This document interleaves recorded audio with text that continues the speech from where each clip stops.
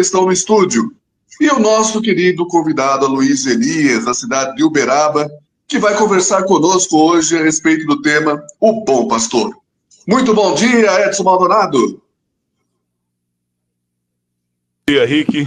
Bom dia, Anderson, Guilherme.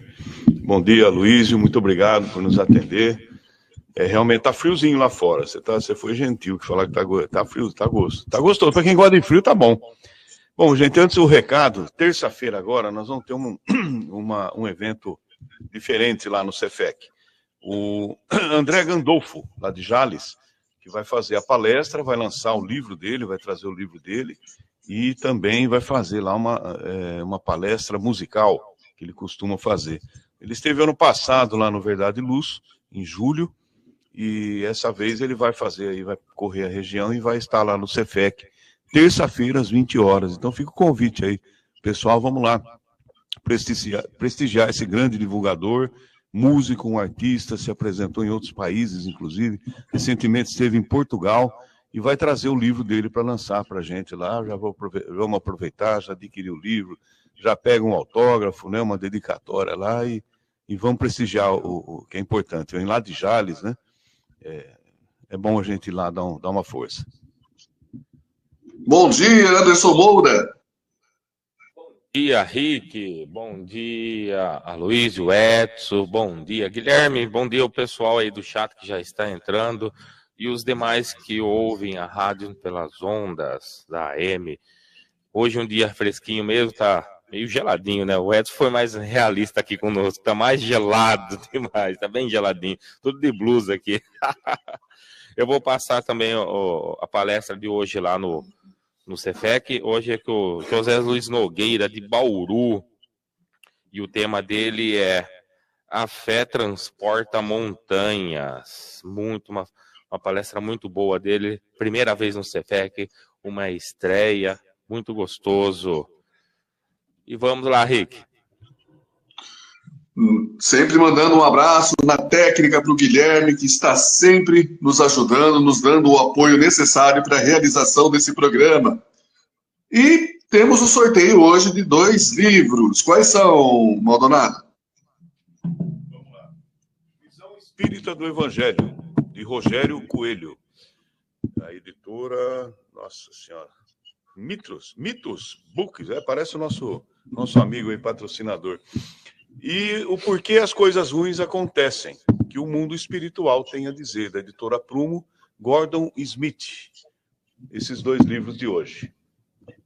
Para você que está nos assistindo e também nos ouvindo, né, pelo Facebook, e escrevendo no chat, dando o seu bom dia, automaticamente já estará para o sorteio desses 2 livros, concorrendo, tá certo? Aloysio, meu irmão, gratidão por aceitar o nosso convite. E vamos conversar hoje um pouquinho sobre os ensinamentos do Mestre, sobre o bom pastor. Bom dia. Bom dia a todos. Obrigado pelo convite. Grande abraço ao pessoal da região de Jaú, né, e interior de São Paulo como um todo, e todos que acompanham o programa pela internet também. Muito, muito grato pela oportunidade de estar conversando com vocês. Muito bem. E qual a importância do ensinamento do Mestre quando ele fala sobre essa passagem do Bom Pastor, Aloysio? Talvez seja um pouco difícil para nós, né, encarnados no ambiente ocidental, no século XXI, sentir a importância, a relevância da atividade de pastoreio na cultura de Jesus no século I, né, na Palestina do século I. Mas, no meados do século XX, mais ou menos, um antropólogo britânico chamado Kenneth Bailey, ele fez um trabalho interessante. Ele ficou alguns anos vivendo com as tribos de beduínos no interior da Palestina, que ainda vivem da mesma maneira como viviam os nômades no tempo de Jesus, né? Ou antes de Jesus, ainda na civilização hebraica, na Antiguidade Oriental. E ele fez uma experiência. Uma noite, em volta da fogueira, como é de costume entre os beduínos, ele contou a parábola do bom pastor, né? Na verdade, ele contou a parábola de Jesus das 99 ovelhas que ficam no redil e aquela que se perde, que está no Evangelho de Lucas, para esses pastores. E a reação deles foi impressionante. Todos banhados em lágrimas. E aí o Kenneth Bailey ele conseguiu perceber, para alguém que depende das ovelhas, que depende dessa atividade pecuária no deserto, no Oriente Médio, a relevância de uma ovelha, a importância de uma ovelha que se perde, ou a importância das ovelhas guardadas no redil, é algo que dificilmente a gente vai conseguir captar aqui no Ocidente, né? Daí a importância, para compreender muitas das parábolas de Jesus, a gente conhecer também o contexto cultural em que elas foram narradas, né? E a estratégia brilhante de Jesus de sensibilizar as pessoas através daquilo que era vital para a vida comunitária, né? Como, por exemplo, a atividade do pastor e a importância das ovelhas para a sobrevivência daquela comunidade, né? Agora, o trabalho que Jesus faz de conexão entre a realidade de sustentabilidade, a necessidade de sobrevivência dessas comunidades com as necessidades do espírito imortal, realmente é coisa de gênio celeste, né? Jesus, além de gênio na governadoria do nosso orbe, era um exímio contador de histórias, né? E ele faz isso quando ele toca na metáfora do pastor, na metáfora da ovelha, que aparece no Evangelho de Lucas, no capítulo 15, e aparece no Evangelho de João, que é a passagem que a gente optou por estar comentando hoje, né, em conversa prévia com o pessoal, para tratar a questão do bom pastor, né, a figura do bom pastor e as ovelhas guardadas no redil. Muito bem. Aí, qual que é a responsabilidade, então, de se ser um bom pastor aliado aos ensinamentos do mestre para nós, Aloysio? Olha, aí a gente tem que entender o que era ser um pastor naquele período, né? Quais eram as funções, qual que era a importância do pastor para a vida dessas ovelhas. Porque uma coisa é falar da importância das ovelhas para a comunidade, e outra coisa é falar a importância do pastor para aquelas ovelhas. Primeiro, porque essa metáfora é muito forte para o povo de Israel no século I, porque Davi, o rei Davi, ele foi um pastor. Antes de ser rei, ele era pastor de ovelhas. E pastor de ovelhas justamente na localidade onde Jesus nasceu, em Belém, né? E a região, a topografia ali é muito escarpada, né? Então você tem regiões, picos, que chegam a 710 metros acima do nível do mar, e regiões de vale que chegam a 200 metros abaixo do nível do mar. Então, é uma região de picos e de vales, né? E o pastor, ele tem que conduzir as ovelhas dentro dessa topografia. Então, quando ele quer dessedentar as ovelhas, ele tem que procurar o fundo dos vales, porque o desgelo, principalmente no Monte Líbano, né, na região mais norte, né, da Palestina, o desgelo das montanhas faz com que as torrentes corram entre os vales, né? E é ali que estão os regatos. E aí ele tem que conduzir as ovelhas e conduzir com carinho, porque tem um detalhe curioso. A ovelha, ela é muito... como ela é naturalmente uma presa na natureza, ela não é predador de nada, né? A não ser da grama, né? Então ela sente muito medo. Medo de tudo, né? Qualquer ruído mais forte, ela se assusta. Então ele tem que chegar com ela nesse regato com cuidado, porque se a água estiver muito agitada, ela se assusta, ela não chega na água para se dessedentar. Então ele tem que procurar a localidade em que a água corre mais calma, para dessedentar ela. Mas ele tem que fazer isso atento ao céu, porque eu não sei como que é aqui no estado de São Paulo, no interior, mas aqui em Minas, né, também muito montanhoso, então a gente chama de toró, né? Quando chove muito forte no topo da serra, você pode tomar cuidado se você estiver num córrego, né? Que aqui em Minas a gente chama de corguinho, né? A gente tem que tomar cuidado porque a água vem varrendo tudo, né? E o pastor de ovelhas tinha que ter esse cuidado. Porque se a água viesse muito forte, podia levar todo mundo embora, né? O pastor, a ovelha. Então, quando ele via sinal do céu escuro, sinal de tempestade, aí ele tem que fazer o movimento inverso. Ele tem que subir com as ovelhas para o topo da montanha. porque no topo da montanha é calmo. E mais, é o topo da montanha que recebe maior incidência solar. Então é lá que tem o pasto verde, é lá ele leva ela para apacentar.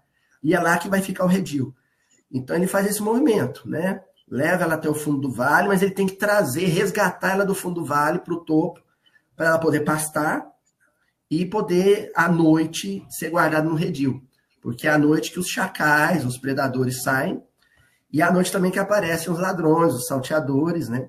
E aí, dentro do redil, que era um cercado, um cercamento com uma muretazinha de pedra, né? Que eles organizavam, encaixando as pedras, e tem a porta das ovelhas, lugar por onde as ovelhas entram. Ali fica um pastor de guarda, né? Quer dizer, a gente vai contando isso e parece que é só informação de curiosidade, mas é metáfora do começo ao fim. Porque a vida da gente é altos e baixos, né? Em termos vibratórios, por exemplo, né? Você pega o começo do seu dia, nós estamos iniciando o dia, e ali do início do dia até a hora de dormir, você oscila vibratoriamente, né? Momentos de escuridão no fundo do vale, em que o astral abaixa, em que a faixa vibratória é negativa, a influência externa é nociva, ou então a gente é invigilante. Você está no fundo do vale. Aí a espiritualidade amiga tem que conduzir a gente para o topo, né? Tem que elevar nosso padrão vibratório. Isso que a gente consegue através da prece, de um programa de rádio, de uma boa leitura. Aí a gente eleva o padrão vibratório. Aí vai para a região de segurança. Mas quando você está nessa região de segurança, né, onde a gente é apacentado pelo bom pastor, ali ainda existem os perigos, né? Os perigos, as feras, né, os predadores, os assaltantes, que são, às vezes, não vamos dizer assim, adversários externos, personificados em companheiros desencarnados ou encarnados, mas talvez até uma leitura infeliz, um programa de televisão infeliz, um filme mais negativo, isso pode, de repente, retirar a gente do redil, da segurança do redil. Então, o pastor está ali guardando com segurança a porta das ovelhas, né? Essa é as conexões que a gente faz entre a figura, a importância do pastor para a nossa vida. Quem conduz a gente nesse ambiente hostil, né? Legal. Podemos dizer, então, que Jesus seria o nosso bom pastor e nós, as suas ovelhas, a grande maioria ainda negra? Ele é o nosso bom pastor, né? Mas não é o único pastor, né? Existe essa função pastoral, sempre alguém vai estar exercendo junto de uma comunidade. Em família, às vezes os pais, né, vão ter essa função pastoral. No movimento religioso, você tem sempre alguém com essa figura pastoral. A gente teve aqui, né, a figura do Chico, né? Com essa figura pastoral, essa função, até porque as ovelhas, elas não tinham um proprietário. Isso é bacana de entender também na cultura da época, né? As ovelhas eram de toda a comunidade, elas eram de toda a aldeia. E aí, dentro da aldeia, tinha lá a figura de um pastor veterano, mas tinha a figura dos adolescentes. Davi, o rei Davi é um adolescente, né? Que é aquele aprendiz de pastor que auxilia nesse processo. Então, não é a figura de um pastor.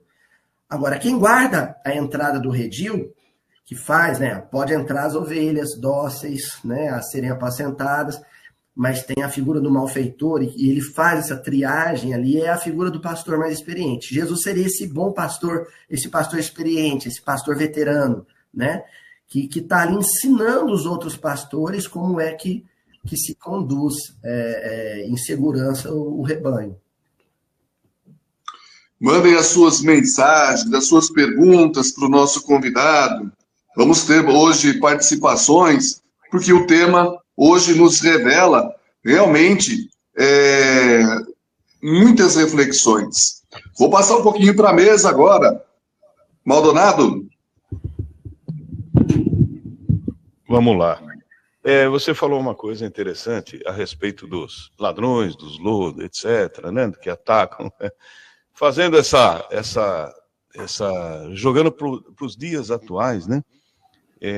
A gente vê na imprensa, dá a impressão que hoje os lobos, né, estão ganhando esse jogo. Então, isso cria aí uma mentalidade de desânimo na maioria das pessoas, porque a divulgação de coisas ruins é muito maior, né? Como dar um ânimo nas pessoas para acreditar mais, ter fé no no nosso bom pastor. Em diante de todo esse quadro, né, negativo que a gente vê, parece que o quadro negativo dá mais ibope, não? Parece não, é mesmo, né? Então, como o bem é silencioso e o mal é barulhento, como passar para as pessoas acreditar mais no nosso bom pastor? É interessante que a nossa psique ela é composta de personas, né? Somos muitas vozes interiores, né? A gente sempre tem uma tendência a interpretar a questão do malfeitor, do chacal, né? do lobo, do assaltante, que é citado nessas parábolas de Jesus, como um adversário externo. E, na verdade, é um adversário interno, né?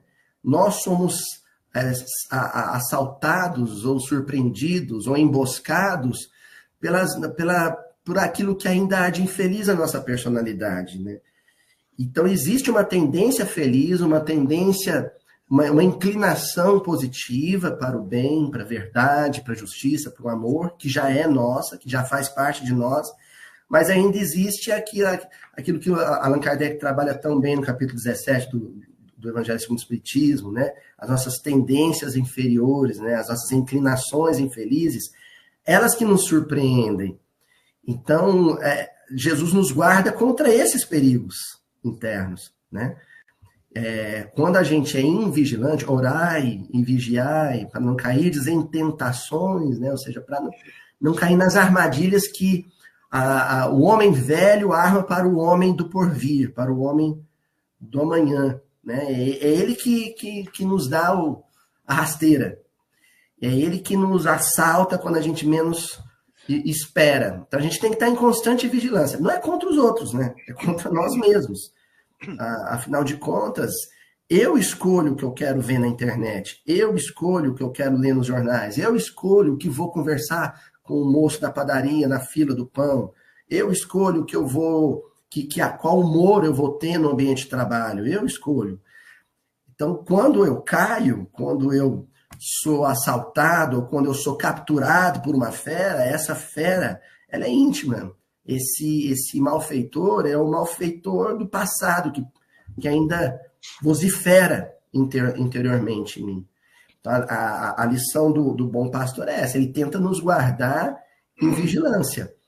Mas às vezes a gente se desgarra. E é uma coisa interessante, e aí a gente está fazendo esse diálogo entre João e Lucas, né? Entre a passagem do bom pastor em João e a parábola do bom pastor que perde uma ovelha em Lucas, né?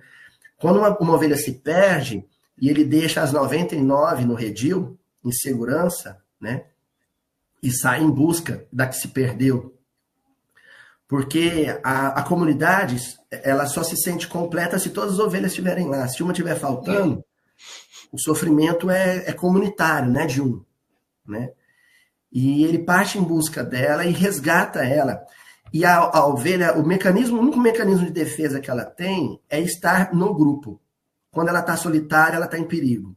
E aí ela vai balir. O balido da ovelha é chamando o grupo para resgatá-la. Ou, no caso, chamando o pastor. Então ela vai balir desesperadamente. Ela vai balir tanto que ela fica fraca. Ela fica tão fraquinha que ela não consegue mais andar. Ela fica prostrada. Se ela estiver numa gruta, ou se ela estiver num vale, ela vai cair ali e vai ficar balindo ainda cada vez mais fraquinho, e é onde ela fica mais vulnerável ao adversário, nesse momento de desespero. Mas o pastor ele vai escutando ela pelo balido, ele encontra ela pelo balido, e quando ele encontra ela não tem força para caminhar acompanhando. Então ele pega ela e põe atrás da nuca, nos ombros, né? E leva ela, porque ela não tem mais força para caminhar.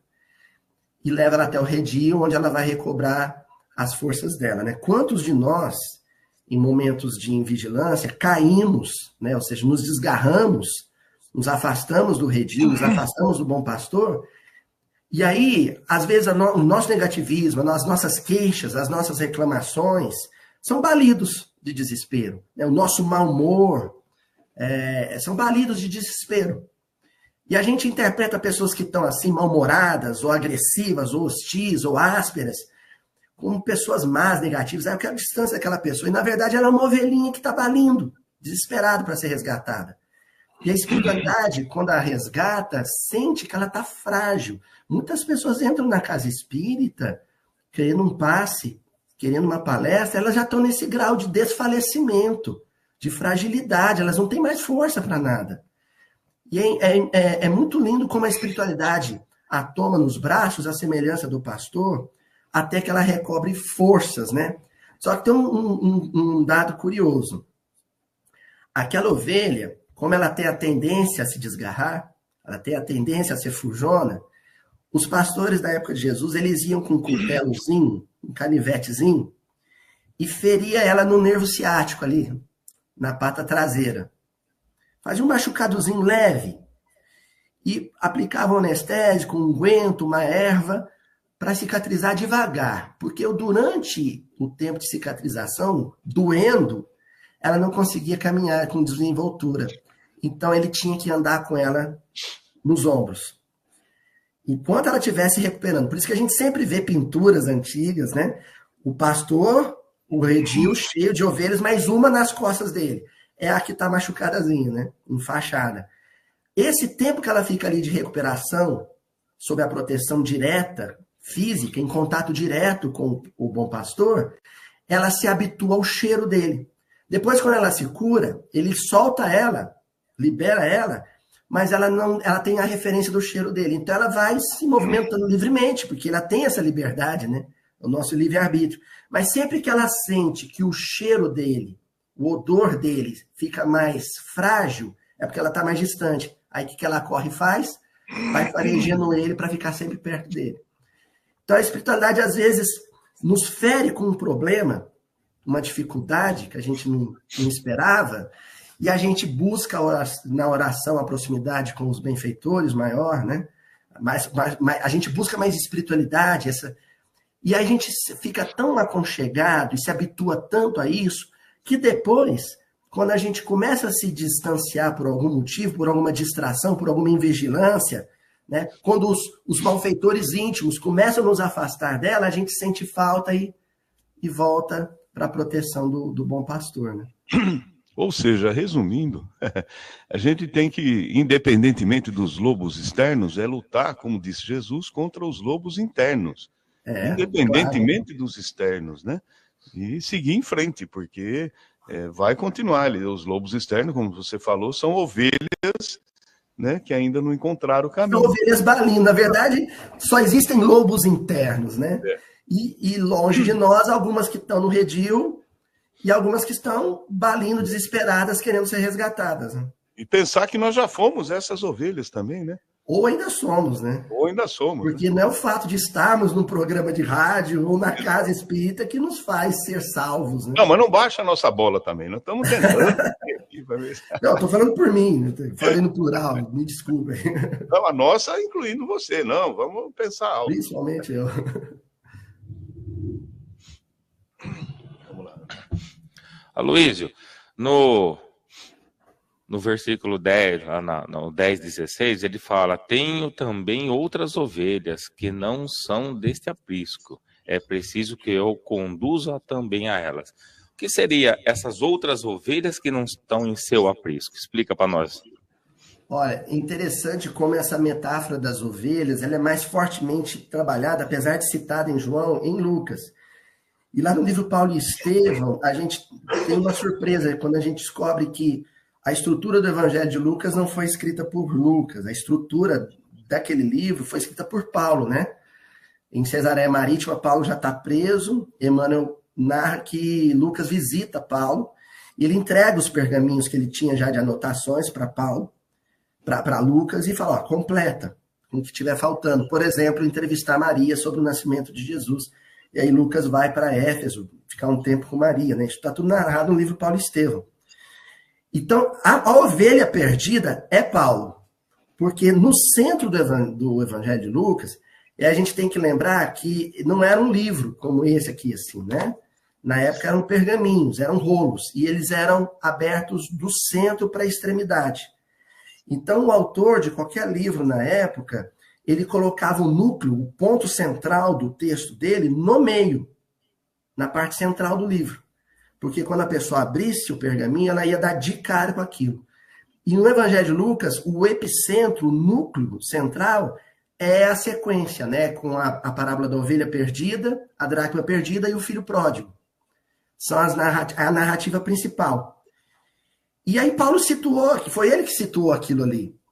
Porque ele é a ovelha perdida. Quando ele sai de Jerusalém, com uma comitiva de soldados do Sinédrio, para ir capturar Ananias em Damasco, ele está balindo, desesperado. Né? O Emmanuel tem um cuidado de escrever que ele não comia, não dormia, ele estava deprimido. Né? A consciência já agindo. Quando ele encontra com Jesus, ele está totalmente desfalecido. E ele cai de joelhos, né? E aí ele pergunta para Jesus, na entrada da cidade de Damasco, o que queres que eu faça? E a primeira ordem de Jesus é levanta-te, né? Levanta-te, vai até Damasco, e lá o meu discípulo te dirá o que fazer, que seria Ananias. Mas a primeira ordem é levanta-te. Quer dizer, ele está se dirigindo a uma ovelha desfalecida. Eu estou citando Paulo porque é Paulo que vai buscar as ovelhas de outros apriscos e vai reuni-las todas, né? Sem Paulo, o cristianismo ficaria restrito a Jerusalém, ao colégio apostólico, né? Aos 11 discípulos que permanecem trabalhando com Jesus. A igreja de Jerusalém, a casa do caminho, estaria restrita ali.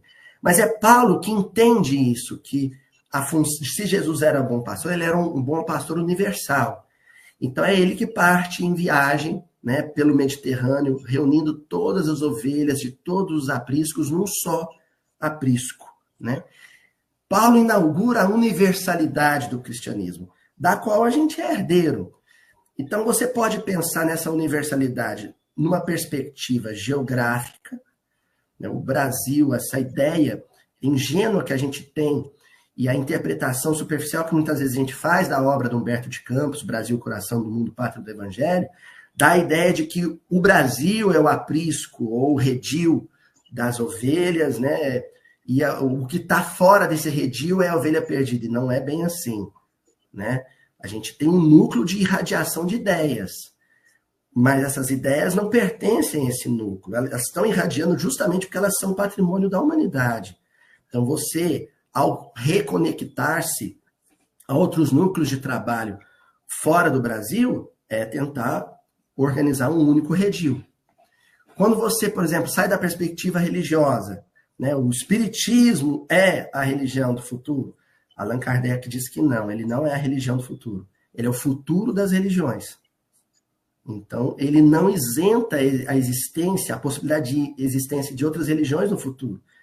Só que todas vão estar impregnadas de um conjunto de ideias que, por um acaso, fazem parte também do movimento espírita. Então, você pensar, no futuro toda a humanidade vai ser espírita? Não. No futuro, muitos espíritas podem estar reencarnados em outros núcleos religiosos, em outras famílias religiosas, vivendo as tradições e a liturgia desses cultos religiosos, mas impregnados das ideias que aprenderam nessa existência com o espiritismo. E aí você torna tudo um redil só, um aprisco só, né? De pessoas de vários ambientes religiosos. Você pode também romper o redil social, né? O IBGE, em 2022, confirmou algo que já tinha sido constatado em 2010, no censo de 2010, de que o movimento espírita é majoritariamente um movimento religioso feito de pessoas de classe média, com alta escolaridade, uma boa parte com curso superior. Ou seja, existe um núcleo de concentração de atividade nesse nicho social, mas ele não pode ficar restrito a esse nicho social. O movimento espírita não pode ver nas pessoas com baixa renda só o assistido do final de semana numa tarefa de distribuição de pães. Não. As ideias espíritas precisam também se irradiar para todas as classes sociais. Mas para isso também a gente precisa sair da nossa linguagem, muitas vezes erudita demais, intelectual demais, e falar a linguagem do povo, que é o que Jesus fazia, né? O que ele faz na Galileia, da antiguidade. Então, a gente vai percebendo que esse aprisco mais amplo, ele rompe as barreiras geográficas, ele rompe as fronteiras religiosas, ele rompe as cercas sociais, né? Que é o que Paulo fez. Paulo sai e vai falar para todas as religiões, ele vai falar para todas as aldeias, vai falar para todas as classes sociais. Porque ele, como ovelha resgatada, sabe a importância do bom pastor para qualquer pessoa, em qualquer lugar. A nossa companheira Nilceia Bedoni diz assim: precisamos domar a fera interna que ainda quer nos dominar. Essa é a verdade que liberta? E aí, Nilceia, vem a outra metáfora que é trabalhada no Evangelho de João. Porque João, ele pega do versículo 1 do capítulo 10 até o versículo 16 e trabalha com a metáfora do pastor e da ovelha. Só que até o versículo 10, ele trabalha ele como a porta das ovelhas. E do versículo 10 em seguida, ele é o bom pastor. É uma estratégia que ele utiliza, em que ele se situa em dois elementos possíveis da mesma metáfora, né? E quando ele vai falar que ele é a porta das ovelhas, ele deixa campo de análise para um texto brilhante do Emmanuel, né? Até eu tinha selecionado ele aqui, que está no livro Fonte Viva, né? Que é da coleção Fonte Viva, inclusive, que é Ante o Cristo Libertador. Olha, a sua pergunta foi sobre aquilo que liberta, né? E aí, nesse texto, o Emmanuel ele fala o seguinte: existem várias portas, vários falsos redis, né? Existe a porta da popularidade, da fama. Hoje, com a rede social, todo mundo busca alguma notoriedade ou popularidade com as suas postagens, né? As pessoas são fascinadas pela ideia de viralizar uma postagem, uma ideia, um comentário. Então, as pessoas querem ser conhecidas, ficarem famosas. Existe a porta do conforto material, né? A tecnologia trouxe várias possibilidades, mas o conforto material exige também a posse financeira, essa é uma outra porta. Existe a porta do poder político, a porta do poder institucional, o cargo de liderança, de chefe, né, nas empresas, nas instituições. E aí, quando eu falo instituições, eu incluo, inclusive, as federativas e as casas espíritas. Então, há várias falsas portas de salvação e de libertação. Quando você acha que a notoriedade pública, o poder sobre as pessoas ou o conforto excessivo vão ser a sua salvação ou libertação, que em hebraico é a mesma palavra, inclusive, Yehoshua, que é o nome de Jesus, né? Porque a gente sabe disso, mas Yehoshua quer dizer salvação. E é a mesma palavra para libertação. Salvar e libertar é a mesma coisa. Da perspectiva ocidental, a gente acha que salvar é livrar da morte. Para o hebreu daquele tempo, não. Salvar é livrar da escravidão. Ser escravo é pior do que estar morto. Então, eles temiam mais a escravidão do que a morte. Então, quando Jesus se apresenta, né, o anjo vai falar, o Espírito puro, Gabriel, vai falar para Maria que o nome do menino seria Yehoshua, seria Jesus, né? É porque ele é a salvação. Né? Ele é a salvação. Ele é a libertação. Ele é a única porta que liberta. E aí o Emmanuel, nessa mensagem, ele vai dizer que a única porta que liberta, ou seja, a do redil, do bom pastor, a porta que é guardada por ele, é a porta do sacrifício pessoal. Então, uma coisa poderosa que Emmanuel fala também no livro Renúncia, que o cristão tem que saber perder. Perder, levar prejuízo. Prejuízo familiar, quando a família te dá as costas. Prejuízo financeiro, quando você perde um emprego ou te falta recursos. O prejuízo na saúde física. A gente sabe ter saúde, a gente adora ter saúde, mas a gente não sabe adoecer. Então, todas essas situações de prejuízo no mundo, a gente tenta fugir delas. Não que você vai persegui-las, correr atrás delas, que ninguém gosta de sofrer. Mas você não vai se indispor com elas, você não vai ser refratário a elas. Você vai abraçá-las com resiliência. E abraçar as situações difíceis ou desafiadoras com resiliência é entrar pela porta das ovelhas, é entrar pela porta do bom pastor, que muitas vezes inclui o anonimato, a miséria financeira, a miséria material, a falta de prestígio em sociedade, ser um pária no mundo, que é o que o Cristo foi. Durante os 33 anos de existência material dele, ele era um pária, ele era um marginal na sociedade da época.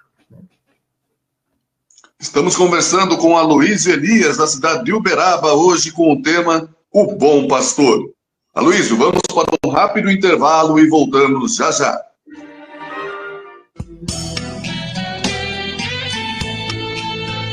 Caminhos da Luz. Apoio.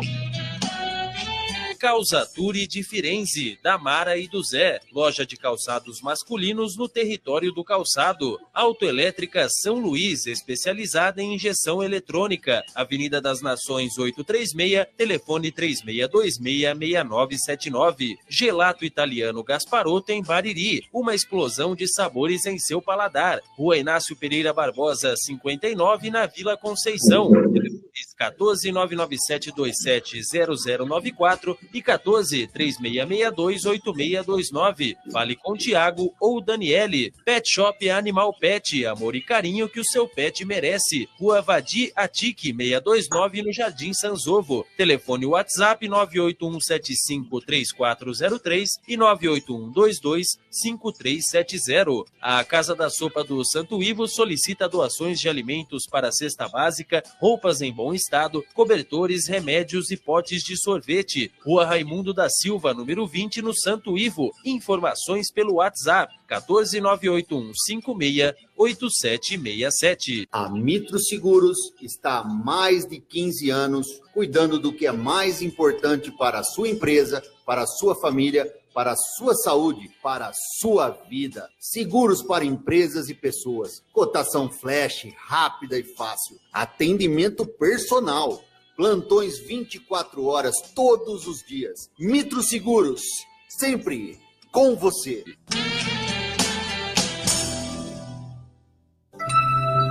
Cefec, Centro Espírita Fé, Esperança e Caridade, está com suas atividades voltadas ao público. Nas terças-feiras, palestras, passes e atendimento fraterno às 20 horas. Às quintas-feiras, 8 horas da noite, estudo doutrinário. Aos sábados, palestras, passes e atendimento fraterno às 14 horas. E das 3h15 às 4h15 da tarde, estudo doutrinário. E no domingo, às 9 horas, evangelização infantil. Para crianças na faixa etária de 2 a 6 anos, o Centro Espírita Fé, Esperança e Caridade, o CEFEC, fica à Rua 12 de Outubro, 311, no Jardim Bela Vista. Compareçam!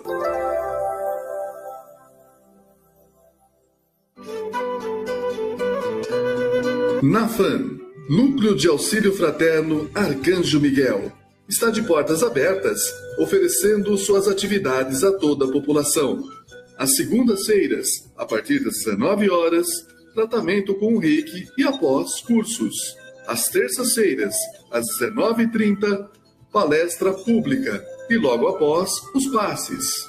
Quarta-feira, a partir das 19 horas, o tratamento com apometria. E às sextas-feiras, a partir das 19 horas, tratamento espiritual, inclusive para animais. Lembrando sempre que tanto os tratamentos com reiki quanto apometria são previamente agendados. Para os interessados em cursos, para os tratamentos de apometria e também reiki, para fazer os agendamentos e também para as demais atividades, dirija-se sempre, a partir das 19 horas, à Rua Major Ascânio, 145, NAFAN, Núcleo de Auxílio Fraterno Arcanjo Miguel.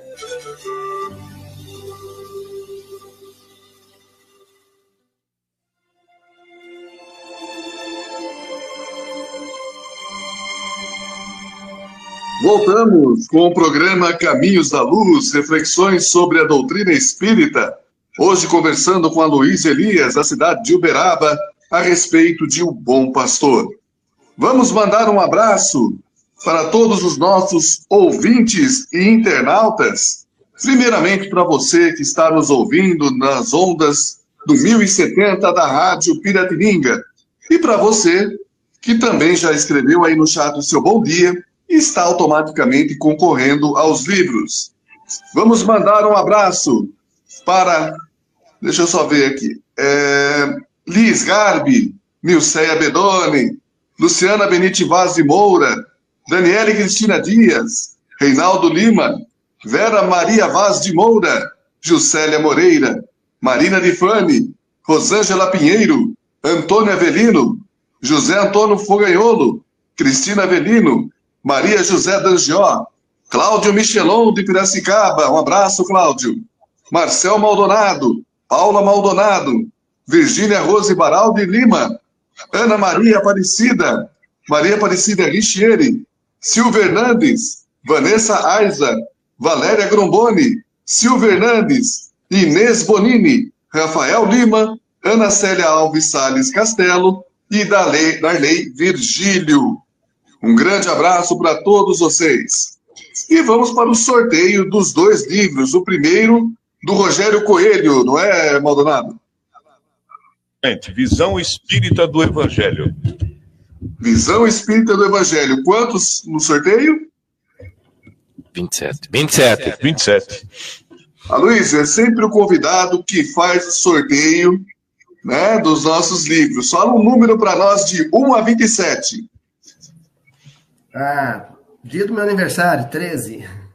13. Isso. Cláudio Michelon. Paulo Michelon, aí de Piracicaba, ganhou o livro, então, do nosso querido companheiro Rogério Coelho, Visão Espírita do Evangelho. E o segundo? Por que as coisas ruins acontecem? Gordon Smith. Então vamos lá, mais um número. Dia do aniversário do meu filho, 23. 23. Inês Bonini de Bauru. Inês Bonini ganhou, então, Por que as coisas ruins acontecem, de Gordon Smith. Voltando, então, agora para o assunto, Anderson, você tem uma pergunta para o nosso convidado? Aloysio, gostaria que você falasse para nós a diferença do bom pastor, que está lá no ensino, na parábola, e do pastor assalariado.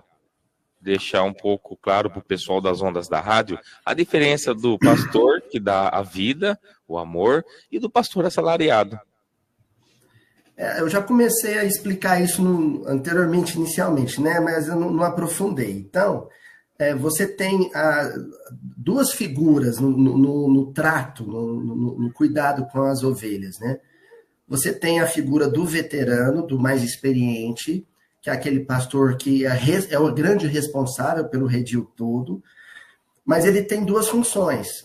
Primeiro, ele tem a função de coordenar o trabalho dos auxiliares, que seriam esses pastores comissionados ou assalariados, que são normalmente os mais jovens, né? Bem jovens mesmo, adolescentes, e também transmitia o ofício, transmitia a profissão, né? Se a gente pegar a metáfora e transpor para a questão da escala espírita, na questão centro do livro dos espíritos, né, você vai ter espíritos que são já aqueles que cumprem função de operários do bem, junto a uma comunidade planetária, né, no caso nosso a Terra, e tem aqueles que são gênios celestes, aqueles que fazem a gestão dessa falange de operários, dessa falange de trabalhadores, né? Eles têm estágios evolutivos diferentes, mas com funções, em essência, iguais, idênticas. Tomar conta do grande rebanho humano, né? Mas, como os estágios evolutivos são distintos, o grau de responsabilidade é diferente.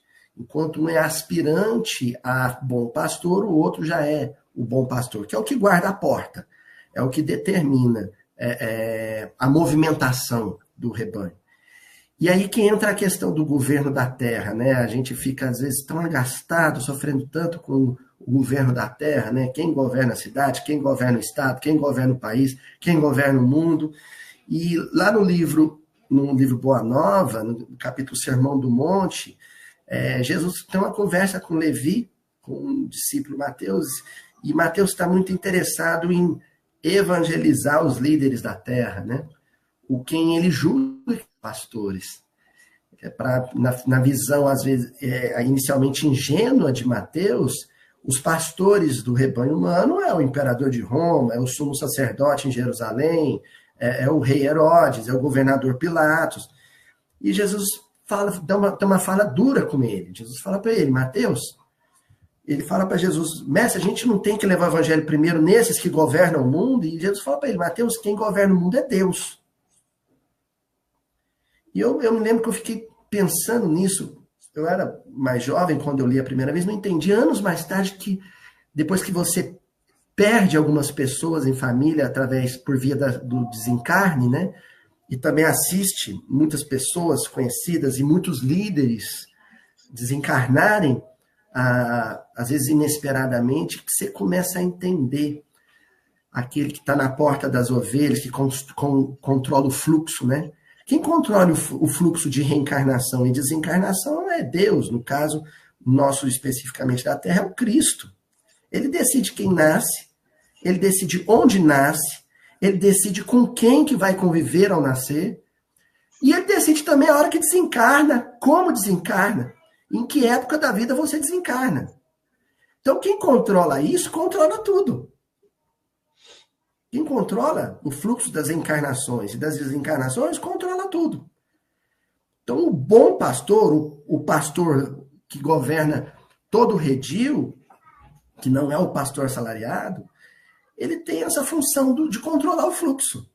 E ele diz, agora, né, algumas pessoas, eu sou professor de história, né, e às vezes pergunto, como é que você lida com essa questão dos personagens históricos e o conhecimento espírita? É simples, para mim está muito claro que muitos dos colonizadores portugueses que se excederam na colonização depois tiveram que reencarnar em aldeias indígenas e foram vítimas da violência de outros, ou tiveram que reencarnar entre os cativos africanos, né? E muitos desses africanos e muitos desses indígenas reencarnaram em famílias portuguesas e foram bons senhores de engenho, generosos com seus cativos, muitas vezes abolindo a escravidão em suas propriedades, porque já sofreram antes, previamente, o peso da escravidão ou do morticínio. Quer dizer, quem é que faz essa dança das cadeiras? Quem é que desloca os personagens, reencarna em famílias antagônicas, muitas vezes? É o Cristo, é o bom pastor. Então, o pastor soberano é aquele que controla o fluxo das reencarnações. E os pastores assalariados são aqueles que auxiliam as ovelhas nesse fluxo, nesse trânsito, que são os nossos benfeitores espirituais.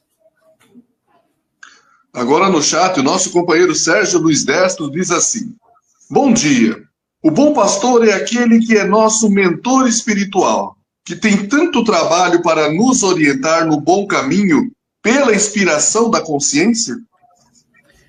O bom pastor é o Cristo, né? O bom pastor, a figura do bom pastor é o governador de orbe, né? É o gestor de todo o processo evolutivo na Terra. E os pastores operários ou pastores auxiliares, né? São esses benfeitores que o Sérgio menciona na pergunta, né? Que nos auxiliam nesse processo. Basicamente, o canal de comunicação, ele é a consciência, né? Ele não é o aparelho vocal. Então, a gente se engana se a gente cair na ingênua perspectiva de que o programa de rádio, a minha fala desse momento, ela vai ser suficiente para despertar alguém do erro ou o resgatar do erro. Não, não vai. Não se não atingir a consciência. Para poder despertar, tem que atingir a consciência. Agora, a consciência ela tem que estar desperta. Para ela ouvir, ela tem que estar acordada, ela tem que estar desperta. E quem acorda a consciência é a dor. São os mecanismos de dor. Aliás, o Chico, ele tinha uma anedota interessante sobre essa ideia de bom pastor. Ele falava assim, quando perguntavam para ele comentar essas parábolas, né? E o Chico dizia assim, olha, o bom pastor é o Cristo. Os pastores auxiliares são os benfeitores de nossa vida. Agora, o cão pastor, e todo pastor tem o seu cão, o cão é a dor. E ele dizia assim, muitas vezes, quando a ovelha se desgarra, quem vai auxiliar o pastor nesse resgate é o cachorro, é o cão pastor. E às vezes ele volta com ela, resgatada do perigo, mas entre os dentes. Entre os dentes. Então, a consciência é o canal de escuta, mas para ela ouvir, ela tem que estar desperta. E quem desperta a consciência é a experiência dolorosa. Que ela ela não é inevitável, mas ela é necessária. Ok. Maldonado? Veja bem, já estamos terminando o programa. Eu já vou agradecer aí ao Aloísio. Tá frio aí, Aloísio?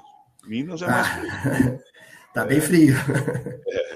Agradecer aí mais uma vez a sua presença, né? Seus esclarecimentos, e realmente o que me ficou de tudo isso aí, realmente é aquilo que falou no começo, é combater os nossos lobos internos, né? Esse acho que é o caminho mais difícil, a nossa reforma íntima, acho que é por aí, né? E a gente tem que focar nisso aí e esquecer, né, um pouco o que está acontecendo fora. Mas só lembrando, terça-feira, um evento lá especial lá no Cefec, né, o lançamento do livro do Gandolfo, André Gandolfo, e mais um pouco de música para elevar ainda mais o padrão vibratório nosso lá. Então, reforço o convite, né? Terça-feira, lá no Cefec, às 20 horas. Anderson? Aloísio, foi um prazer ter você aqui conosco. Obrigado, amigo. Trazendo essas informações bem detalhadinha, puxando lá da antiguidade, fazendo link com o momento agora, com o nosso íntimo, com o desenvolvimento que temos que ter íntimo na nossa moral. Foi muito, muito maravilhoso. Esperamos que você tenha agenda para o ano que vem para nós novamente. E agradeço aí ao Edson, ao Rick, ao Guilherme, pessoal todo do chat aí que fez pergunta, participou das ondas da rádio. E hoje, passando para relembrar, lá no Cefec, uma palestra às 2 horas, depois temos o passe e o atendimento fraterno. Um excelente dia e um excelente final de semana a todos. Reiterando o que eles falaram, Luiz, gratidão por aceitar nosso convite. Foi uma explanação, assim, brilhante, e que se o Edson ficou a parte dos lobos, para mim ficou a parte do cão agora, que realmente a gente não tinha se atentado à figura do cão pastor e realmente a dor. Isso foi de uma profundidade incrível e nos dá uma reflexão mais ainda sobre o nosso papel como essas ovelhas. Suas palavras finais. Agradecer a família espírita do Estado de São Paulo pelo convite generoso, né? E que o bom pastor nos guie e, se necessário, que ele utilize o cão da dor para nos despertar a consciência nos momentos em que a gente estiver adormecido, entorpecido pelos prazeres e as alegrias vãs do mundo. Gratidão, Aloísio. E assim termina mais um programa Caminhos da Luz. O fim de semana está só começando. Que seja de muito amor, paz e harmonia, e de preferência em família. Que vocês tenham um fim de semana abençoado e uma semana de muito estudo, trabalho e aprendizado. E até o próximo programa, Caminhos da Luz, reflexões sobre a doutrina espírita. Um forte abraço fraterno a todos, fiquem com Deus, tchau.